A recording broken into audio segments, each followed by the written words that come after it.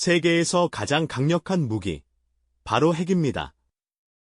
인류의 운명을 좌우할 수 있는 이 거대한 힘을 가진 나라들 중 유독 한 곳의 이야기는 언제나 수수께끼처럼 우리 앞에 놓여 있죠.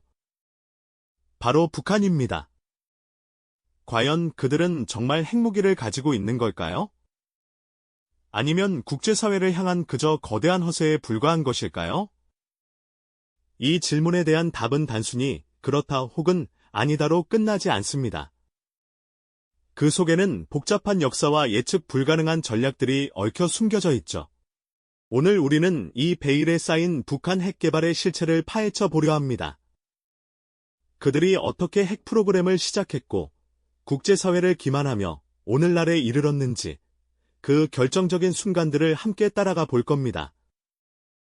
단순한 의혹을 넘어 북한의 진짜 속내를 엿볼 수 있는 여정에 여러분을 초대합니다. 이 이야기는 꽤 길고 복잡하겠지만 한반도의 미래를 이해하는데 반드시 필요한 퍼즐 조각이 될 것입니다. 많은 사람들이 북한의 핵 문제에 대해 여러 가지 궁금증을 가지고 계실 겁니다. 과연 북한이 핵을 보유하고 있다는 사실이 진짜인지 아니면 그저 협상력을 높이기 위한 허풍에 불과한 것인지 말이죠. 언론에서는 연일 북한의 핵실험 소식과 미사일 발사 장면을 보도하고 유엔 안전보장이사회에서는 매번 규탄 결의안이 채택되곤 합니다. 평양 시내의 웅장한 선전물에는 핵무기와 미사일이 자주 등장하고 김일성 주석부터 김정일 국방위원장, 그리고 현재 김정은 국무위원장에 이르기까지 북한의 지도자들은 대를 이어 핵 개발을 강조해왔습니다. 이런 모습들을 보며 우리는 혼란과 의문을 품게 됩니다. 이 모든 것이 과연 어떤 의미를 담고 있을까요? 단순히 핵무기를 만들었는지 여부를 넘어 그들이 왜 그토록 핵에 집착하는지 그 뒤에 숨겨진 전략적 의미와 복잡한 역사를 깊이 탐구해봐야 할 때입니다. 그럼 이제 북한 핵 프로그램의 서막, 그 은밀한 시작점으로 돌아가 보겠습니다. 모든 이야기는 1980년대 소련의 지원을 받으며 시작된 핵 연구에서 출발합니다. 북한은 당시 소련으로부터 핵기술과 인력 훈련을 지원받으며 핵 개발의 기초를 다졌습니다. 겉으로는 평화적인 원자력 에너지 개발을 내세웠지만 그 이면에서는 비밀스러운 목표를 향해 나아가고 있었던 것이죠. 그리고 그 중심에는 바로 영변 핵시설이 있었습니다.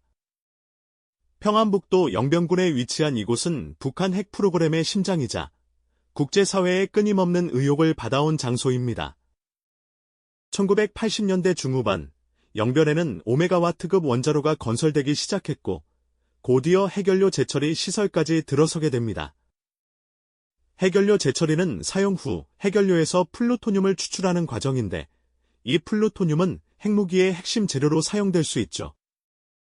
위성 사진을 통해 영변 핵시설의 모습이 국제사회에 공개되면서 북한의 핵개발 의혹은 점차 현실로 다가오기 시작했습니다.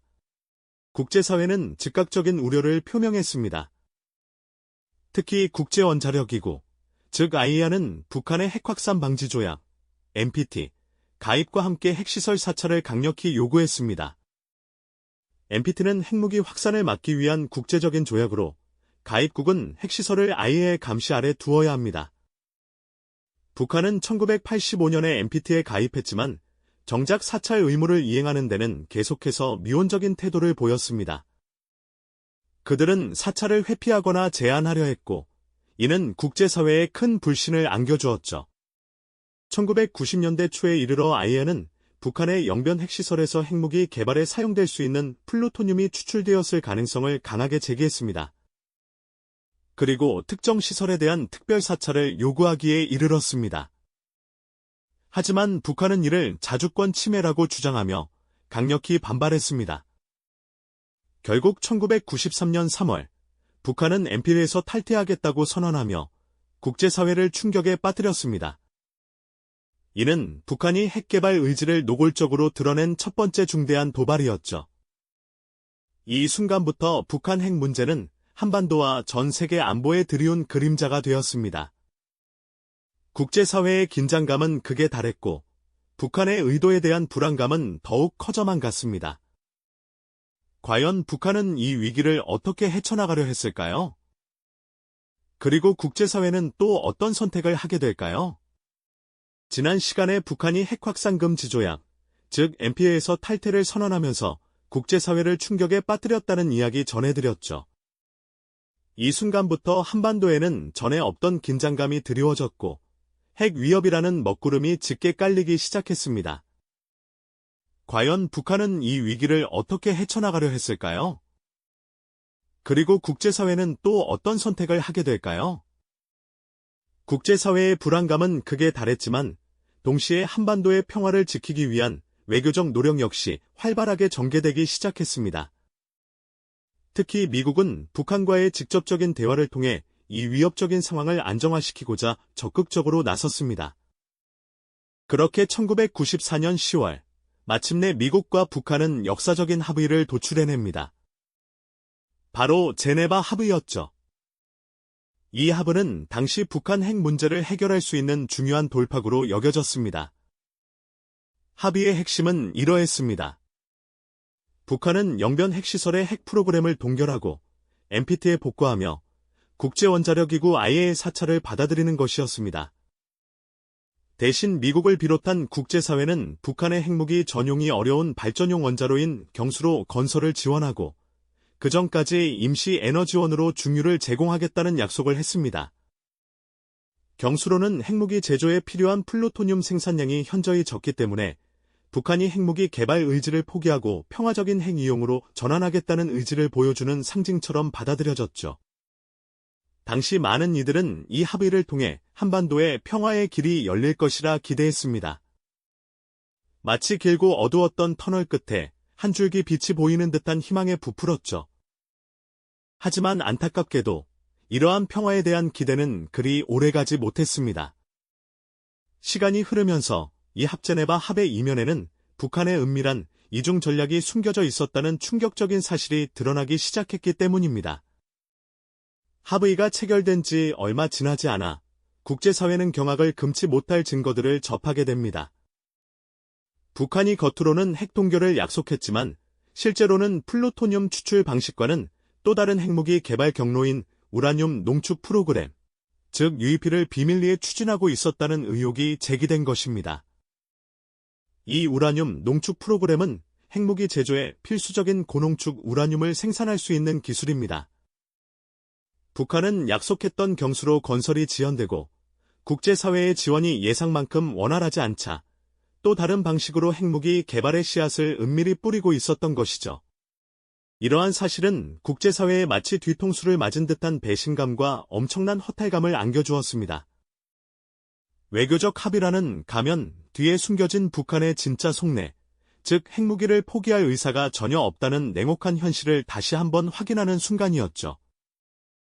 겉으로는 평화를 이야기하면서도 실제로는 핵무력 강화를 위한 꼼수를 부리고 있었다는 점에서 북한의 이중적인 태도는 국제사회의 신뢰를 심각하게 훼손했습니다. 결국 2002년 10월, 미국은 북한의 비밀 우라늄 농축 프로그램 의혹을 공식적으로 제기했고, 이로 인해 제네바 합의는 사실상 파기되고 말았습니다. 평화적인 해결을 위한 국제사회의 지난한 노력은 북한의 기만적인 행동 앞에 무력하게 무너져 내리는 듯 보였죠. 이 시기는 북한이 협상이라는 외피를 두르고서도 핵 개발을 멈추지 않을 것이라는 어쩌면 그들의 진짜 의도를 극명하게 보여준 사례로 역사에 기록됩니다.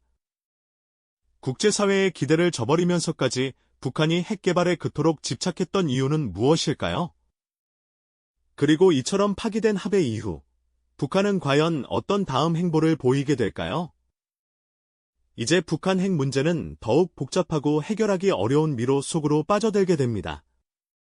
제네바 합의가 사실상 파기되고 북한의 숨겨진 핵 개발 의도가 만천하에 드러나면서 국제사회는 이제 새로운 국면에 직면하게 됩니다.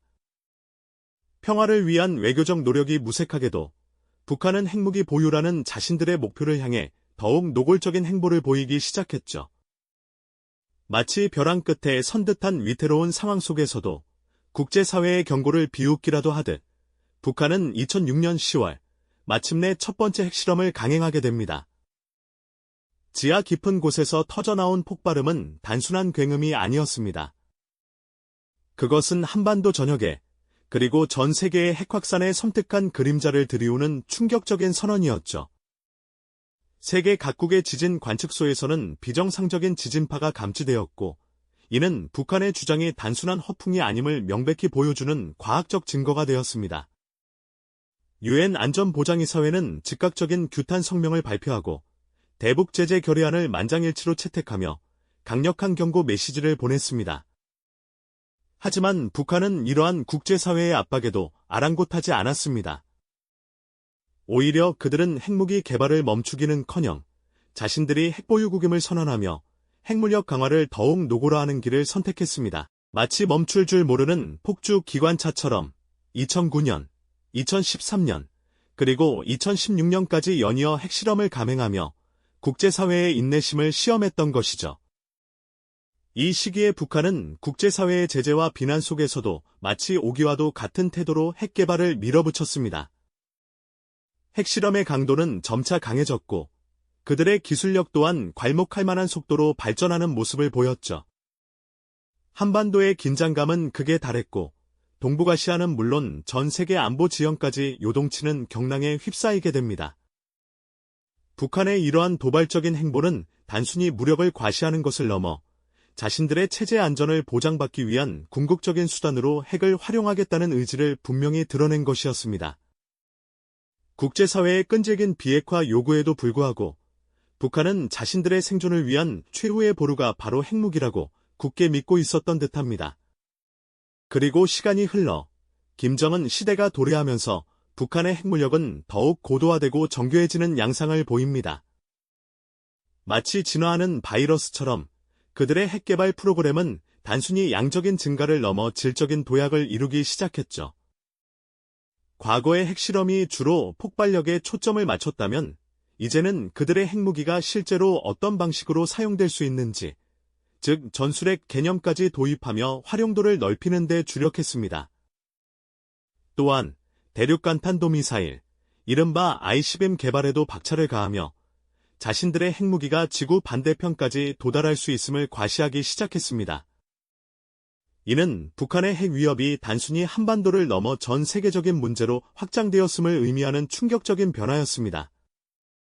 가장 주목할 만한 점은 북한이 2022년 핵무력 정책을 법제화했다는 사실입니다. 이는 핵무기를 국가의 기본 방위력으로 규정하고 어떠한 경우에도 핵을 포기하지 않겠다는 불가역적 선언을 한 것이나 다름없습니다. 핵무기가 더 이상 협상을 위한 카드가 아니라 국가 생존의 필수적인 요소이자 체제 유지를 위한 절대적인 무기임을 대내외에 천명한 것이죠. 마치 굳게 닫힌 문처럼 북한은 자신들의 핵 보유가 더 이상 논의의 대상이 아님을 전 세계에 선언한 것입니다. 이러한 일련의 행보들은 북한이 핵무력을 완성 단계에 이르렀다고 스스로 평가하고 있으며 이제는 단순히 핵을 가졌을까라는 의문이 아니라 어떤 방식으로 핵을 사용할 것인가라는 더 심각하고 현실적인 질문을 던지게 합니다. 국제사회는 북한의 이러한 핵무력 완성 선언에 대해 깊은 우려를 표하고 있지만 북한은 자신들의 길을 굳건히 걸어가고 있는 모습입니다. 그들의 진짜 의도는 무엇일까요? 그리고 우리는 이 냉혹한 현실 앞에서 어떤 대응을 해야 할까요? 이제 북한 핵 문제는 단순히 비핵화 협상의 대상이 아닌 우리와 함께 공존해야 할 현실적인 위협으로 자리 잡게 된 것이죠.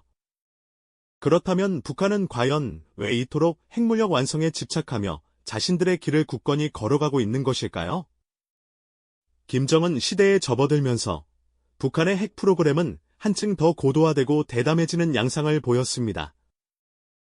과거에는 주로 핵실험과 미사일 발사를 통해 자신들의 능력을 과시했다면 이제는 핵무기를 국가의 핵심 방위력으로 굳건히 못 박는 법제화 단계에까지 이르렀죠. 이는 마치 한번 걸어 잠근 문은 다시는 열지 않겠다는 단호한 선언과도 같아서 핵무기 포기는 더 이상 고려 대상이 아니라는 강력한 메시지를 전 세계에 던진 것이나 다름없습니다. 북한은 전술 핵무기 개발에 박차를 가하며 실전 배치를 염두에 둔 훈련까지 공개적으로 실시하는 등 핵무력의 고도화를 향해 숨가쁘게 달려왔습니다.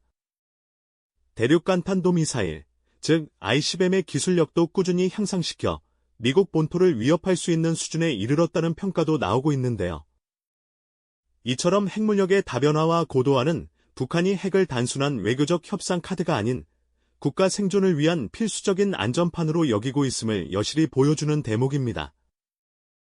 그들은 자신들의 체제를 수호하고 외부의 위협으로부터 스스로를 지키기 위한 궁극적인 수단으로 핵을 선택했으며, 이는 더 이상 되돌릴 수 없는 결정임을 천명한 셈이죠.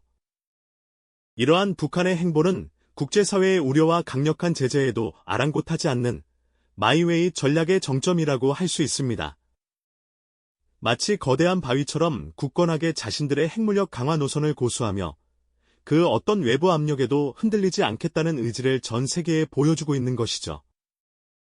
이제 북한의 핵은 가졌을까, 안 가졌을까 하는 모호한 의문의 단계를 넘어 어떻게 사용될 것인가라는 훨씬 더 현실적이고 당면한 위협으로 우리 눈앞에 성큼 다가와 명확한 현실이 되어버린 겁니다. 이처럼 북한의 핵 프로그램은 단순한 군사적 위협을 넘어서 그들의 체제 유지를 위한 생존 전략이자 가장 핵심적인 동력으로 자리매김했습니다. 북한은 일련의 도발과 선언을 통해 우리는 핵을 절대 포기하지 않을 거리라는 메시지를 시종일관 일관되게 던져왔습니다. 과거의 협상에서 보여주었던 기만적인 태도는 결국 핵무력을 완성하기 위한 시간 벌기였음을 이제는 부정하기 어렵게 되었죠. 핵무기가 더 이상 흥정을 위한 카드가 아니라 이미 완성된 무력으로 우리 앞에 엄연히 존재하고 있는 냉혹한 현실을 직시해야만 합니다. 우리는 이제 북한이 정말 핵을 가졌을까? 라는 질문 대신 이러한 현실 앞에서 우리는 어떻게 대응해야 할까? 라는 훨씬 더 중대한 질문에 직면하게 되었습니다. 복잡하게 얽힌 이해관계를 면밀히 분석하고 지혜로운 해법을 찾아야 할 때인 것이죠. 이 냉혹한 현실은 우리 모두에게 깊은 성찰을 요구하고 있습니다. 북한 핵 문제는 단순히 한반도에 들이운 어두운 그림자를 넘어 동북아시아는 물론 전 세계 안보 지형을 뒤흔드는 가장 난해한 숙제가 되어버렸습니다. 오늘 저희가 함께 살펴본 북한 핵 개발의 역사는 단순히 과거의 사건들을 나열한 것에 그치지 않습니다. 이 모든 과정은 현재 한반도와 국제사회의 안보 지형을 이해하는 데 필수적인 맥락을 제공하고 있죠. 북한의 핵은 우리에게 끊임없이 질문을 던지고 있습니다. 미래의 선택은 무엇이어야 할지, 그리고 이 복잡한 문제의 실타래를 어떻게 풀어야 할지 말입니다. 다음 시간에는 북한 핵 문제의 또 다른 측면을 더 깊이 이야기 나눠볼까 합니다. 예를 들어, 국제사회의 경제 제재가 북한에 미친 영향과 주변 강대국들의 미묘한 셈법 등에 대해 다룰 예정이니 계속해서 많은 관심 부탁드립니다. 이 영상이 도움이 되셨다면 좋아요와 구독 부탁드립니다. 여러분의 응원이 제게 큰 힘이 됩니다. 다음 영상에서도 더 유용한 정보를 공유하겠습니다. 감사합니다.